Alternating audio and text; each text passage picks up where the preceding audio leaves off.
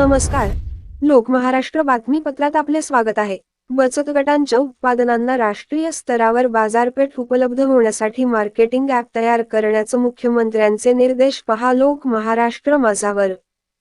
राज्यातील महिला बचत गट आणि महिला उद्योजकांनी तयार केलेल्या उत्पादनांना राष्ट्रीय स्तरावर बाजारपेठ उपलब्ध होण्यासाठी कृत्रिम बुद्धिमत्ता आधारित डिजिटल मार्केटिंग ॲप तयार करावं, असे निर्देश मुख्यमंत्री एकनाथ शिंदे यांनी दिले. या संदर्भात मुंबईत झालेल्या बैठकीत ते आज बोलत होते. शहरांमध्ये बचत गटांची संख्या वाढवावी, जिल्हा परिषदेच्या शाळांमधील मैदानावर सुट्टीच्या दिवशी बचत गटांसाठी स्टॉलची व्यवस्था करून द्यावी, असंही मुख्यमंत्र्यांनी सांगितलं. महिला करत असलेल्या छोट्या मोठ्या व्यवसायाला बाजारपेठ उपलब्ध करून देणं आवश्यक आहे, असं ते म्हणाले.